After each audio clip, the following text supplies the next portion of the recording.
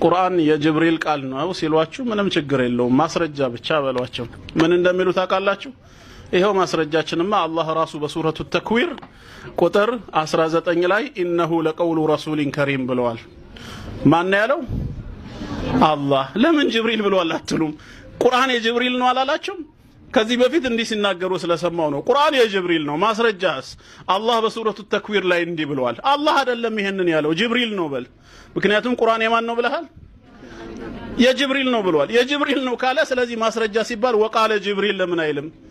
ራሳቸው የጅብሪል ነው የሚሉ ሰዎች ቃል አላህ ብለው ሲናገሩ ታያላችሁ ከራሳቸው ጋር እንዴት እንደሚጋጩ ይሄ መግቢያውን ልንገራችሁ ብዬ ነው አንድ ጊዜ ደግሞ እንደዚሁ በፓልቶክ አረብኛ ግሩፕ ላይ ነው ግብጻዊ ነው ሙስሊም ወንድማችን የገጠመውን ሲነግረን ነው ክርስቲያኖቹ ግሩፕ ገባው አለ ክርስቲያን አረቡ ምን አለው ቁርአን የጅብሪል ቃል ነው አለው በቁርአናቸው ላይ ተቀምጧል ሲለው እኔ ችግር የለብኝም አለው አልከራከርም ቁርአን የጅብሪል ይሁን አለው ግን አለው ዛሬ ልዋይህ የመጣሁበትን ነገር ባላሰብከው አቅጣጫ አሳክቻለሁ አለው ምንድነው ያሳካኸው ሲለው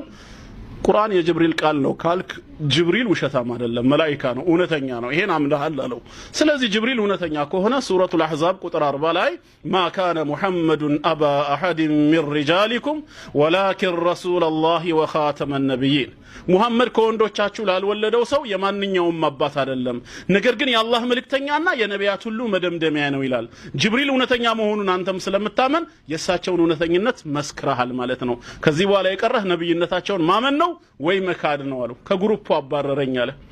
ባላሰበው መንገድ ሲይዘው አሁን ይሄ እንዳለ ሆነ ወደ ነጥቡ ስመጣ ቁርአን የጅብሪል ቃል ነው የሚሉ ሰዎች ምንድነው ማስረጃቸው ሲባሉ ኢነሁ ለቀውሉ ረሱሊን ከሪም ይህ ቁርአን የክቡር መልእክተኛ ንግግር ነው የክቡር መልእክተኛ ቃል ነው ብለዋል ይላሉ ሁለት ቦታ ተጠቅሷል ሱረቱል ሐቃና ሱረቱ ተክዊር ሱረቱ ተክዊር ላይ ያለው ጅብሪልን ነው የሚገልጸው ሱረቱል ሐቃ ላይ ያለው ረሱላችንን ነው የሚገልጸው ነገር ግን ቃሉን ላየው ሰው ግን እንደውም የአላህ ቃል ለመሆኑ ትልቅ ማስረጃ ነው እንዴት ከተባለ ረሱል ወደሚለው ላይ ነው ኢነሁ ይህ ቁርአን አለ ለቀውሉ ረሱሊን የመልእክተኛ ቃል ነው ያለው የጅብሪል አላለም ወይም ደግሞ የነብይ ቃል ነው አላለም የሙሐመድ ሰለላሁ ዐለይሂ ወሰለም ቃል ነው አላለም ለቀውሉ ረሱሊን የመልእክተኛ አለ ምንድነው ታዲያ ያገኛችሁት አዲስ ነገር ሲባል ረሱል የሚለው ላይ እንመጣለን ረሱል ወይም መልእክተኛ የሚለው ቃል በውስጡ ሁለት ነገርን አቅፏል አንድ ሙርሲል ላኪን አቅፏል መልእክተኛ ያለ ላኪ ይመጣል እንዴ መልእክተኛ ነኝ ማለት የላከው አካል አለ ማለት ነው ሁለተኛውስ ሙርሰሉን ቢህ የተላከው መልእክት አለ በመልእክተኝነት ውስጥ መልእክት አለ አንድ መልእክተኛ የሚሰኘው ምን ይዞ ሲመጣ ነው መልእክት ስለዚህ ለቀውሉ ረሱሊን የመልእክተኛ ቃል ሲል ረሱል ተብሎ የተጠቀሰው ጅብሪል ከሆነ ማን ነው የላከው ነው የመጀመሪያው ጥያቄ አላህ ምንድነው የላከው ቁርአን ይላሉ ታዲያ መልእክቱ ቁርአን ከሆነ መልእክት ለላኪ ነው ወይስ ለተላኪ ነው የሚያገለግለው መልእክቴ ማን ነው ባለቤትነቱ ላኪው ደግሞ ማን ነው ስለዚህ እንደዛ ማለቱ ራሱ የአላህ መሆኑን ያሳየናል ራሱ ለቀውሉ ረሱሊን የመልእክተኛ ቃል መባሉ ይሄ መልእክተኛ ሂደህ አድርስ ተብሎ የተሰጠው ማለት እንጂ ከልብ ወለዱ ያፈለቀው የራሱ ማለት አይደለም ከየት አመጣችሁት ሂደህ አድርስ የተባለው የሚለውን ቃል ካሉን ረሱል የሚለው ቃል ውስጥ በሏቸው መልእክተኛ ማለት ምን ማለት ነው ሲባል እንዲያደርስ የተላከ ምን እንዲያደርስ ከላኪው በኩል የተሰጠውን መልእክት ላኪው ማን ነው አላህ የተሰጠው መልእክት ምንድነው ስለዚህ መልእክቱ የማን ነው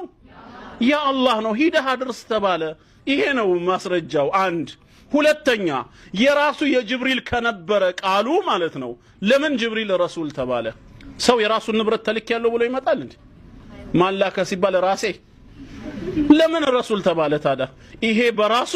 ሌላ ማስረጃ ነው ሶስተኛ አየቱ ይቀጥላል ذي قوة عند ذي العرش مكين مطاع ثم ላይኛው አድማስ ያሉ መላእክቶች ቃሉን የሚሰሙት የሚታዘዙለት ነው አለና አሚን አለ እዚህ ጋር ማስረጃ አለ ምን ማለት ነው አሚን በምንድነው የሚታመነው ታማኝ የሚባለው ምንድነው የተላከውን አደራ በአግባቡ የሚያደርስ ነው አይደል የራሱን አምጥቶ ነው ታማኝ ነኝ ይላል እንዴ ስለዚህ ጅብሪል በምንድነው ታማኝ የተባለው አላ ወህይ الله عز وجل የአላህን ወህይ ሄዶ በማድረሱ ነው ስለዚህ ለቀውሉ ረሱሊን ማለቱ ሄዶ እንዲያደርስ የተሰጠው ለማለት እንጂ ከልብ ወለዱ ያፈለቀው ማለት አይደለም አራተኛ ደግሞ ኮንቴክስት የሚባል ነገር አለ ምንድነው አጠቃላይ ሐሳቡን ግምት ውስጥ እንከታለን የጅብሪል ሚና በቁርአን ውስጥ ምንድነው ሲባል በሶስት የቁርአን አንቀጾች ላይ ቀጥታ የአላህን ቃል ተልኮ እንዳመጣ ይናገራል ሱረቱል በቀራ ቁጥር 97 ምን ይላል ቁል በላቸው ለይሁዶች ጠላት አድርገው የያዙትን ጅብሪልን መን ካነ ዐዱወን ለጅብሪል ለጅብሪል ጠላት የሆነ ሰው ካለ እዛው በቁጭት ይሙት በላቸው ጅብሪልን አይጎዱትም ምክንያቱም እሱ ምንድነው አለ فإنه نزله على قلبك بإذن الله بالله فقاد بانت ልብ ላይ ቁርአንን ያወረደው እሱ ነው አለ بالله فقاد بإذن الله ስለዚህ ጅብሪል ምንድነው መልእክተኛ ነው ሱረቱ النحل 16ኛው ሱራ አንቀጽ 102 ላይ ደግሞ ቁል ነዘለሁ ሩሑል ቁዱስ من ربك بالحق ከጌታህ ዘንድ በእውነት የተሞላ ሲሆን ቅዱስ መንፈስ ወይም ጅብሪል ይዞት ወረደ ይላል ሶስተኛው ደግሞ ሱረቱ ሹዓራ 26ኛው ሱራ አንቀጽ 192 እስከ 194 ወኢነሁ ለተንዚሉ ረቢል ዓለሚን ይህ ቁርአን ከዓለማቱ ጌታ ከአላህ ዘንድ ተወርዷል በማን አማካኝነት ነዘለ ቢሂ ሩሑል አሚን ታማኙ መንፈስ ጅብሪል ይዞት ወረደ على قلبك بانت لب لاي لتكون من المنذرين كاستنقاقيዎቹ ነብያት ትሆን ዘንድ ባንተ ልብ ጅብሪል ይዞት ወረደ ስለዚህ የጅብሪል ሚና ምንድነው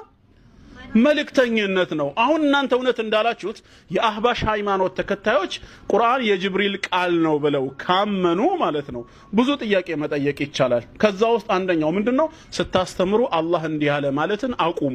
ቃሉ የጅብሪል ከሆነ ወቃለ ጅብሪል በቃ ጅብሪል እንደዚህ ያለ ብላችሁ ለምን አትናገሩ ይሄ ነው የሚያወጣው ተግባባን ስለዚህ አጠቃላይ ሰውን በጅታ ውስጥ ለመክተት እንጂ ስለነሱ ብዙ ማውራት ይቻላል ቁርአን የአላህ ቃል ለመሆኑ ኺጣቡን ብቻ ማንበቡ በቂ ነው ኢነኒ አና አላህ ላ ኢላሃ ኢላ አና ይላል ማን ጅብሪል አይ ጅብሪል ይበሉና ቃሉ የጅብሪል ከሆነ እኔ አላህ ነኝ ከእኔ ሌላ አምላክ የለም ፈዕቡድኒ ስለዚህ ተገዛኝ ያለ ነው ወይም እንደቀደሙ ወማ ኸለቅቱል ጂነ ወልኢንሰ ኢላ ሊያዕቡዱን ያለው ጅብሪል ነው እሱ ነው የፈጠረን እንዴት ነው የሚሆነው በምን ሎጂክ ይሆናል ሲጨንቃቸው ምናልባት ምን ይሏቸው ይሆናል ዒባረቱን አን ከላሚላሂ ዐዘ ወጀል አይ ጅብሪል ከልብ ወለዶ አፈለቀው ማለታችን ሳይሆን አላህ ሊል የፈለገውን ነገር ለጅብሪል አሳወቀው ሳይናገር እንዲሁ ጅብሪል ደግሞ የተገለጸለትን ነገር በራሱ ቋንቋ ቀየረው ከየት አመጡት ደሊል እኮ የለም ግን አስሉ ሹባሃታቸው ምን እንደሆነ ታውቃላችሁ ቁርአን በአረብኛ ቋንቋ መውረዱ ነው የጨነቃቸው እዚህ ጋር ነው አረብኛ የሰው ቋንቋ ነው ቁርአን የአላህ ቃል ነው ካለን አላህ በአረብኛ ተናገረን እንል ነው ከአረቦች ንግግር ጋር እንዳይመሳሰልብን ለይሰ ከሚስሊሂ ሸይእ ከሚለው ጋር ስለሚጋጭብን ተናጋሪውን ጅብሪል እናድርገው መልእክቱን የአላህ እናድርገው ይላሉ ተመልከቱ እንዴት እንደሆነ ተመልሰው ደግሞ መቼ እንደሚጋጩ ታውቃላችሁ ታዲያ ሐዲስና ቁርአን ምንድነው ልዩነቱ ምክንያቱም ሐዲስም እኮ ማዕናው ከአላህ ዘንድ ነው እሳቸው ከልብ ወለድ አላፈለቁትም ቃሉ ግን የሳቸው ስለሆነኛ ሐዲስን የአላህ ቃል ነው አንልም ስንናገርም ቃለ ረሱላህ ሰለላሁ ዐለይሂ ወሰለም እንላለን ንግግሩ የሳቸው ነው መልእክቱ ግን ከአላህ ነው የመጣው እንደዛው ቁርአንንም ማዕናው የአላህ ነው ነገር ግን ንግግሩ በጅብሪል በኩል ነው የተገለጸው ከተባለ ሐዲስና ቁርአን ምንድነው ልዩነታቸው ለምንድነው ያለ ውዱእ መንካት አይቻልም የምትሉት ታዲያ በሏቸው ሻፊዒይ ናቸውና እንግዲህ በመዛብ ሻፊ መዛብ ተከታይ ነን ይላሉ ለምንድነው ሐዲስ ይቻላል አይደል ለምንድነው ቁርአን ማይቻለው لانه كلام الله ይሏቸዋል እዛው على كل حال ከእንደዚህ አይነት እርስ በርስ ግጭት አላህ ይጠብቀን በቁርአን አቂዳ ላይ አላህ ጽናትን ይስጠን ሙስሊም አድርጎ ይግደለን ወሰላሙ አለይኩም ወራህመቱላህ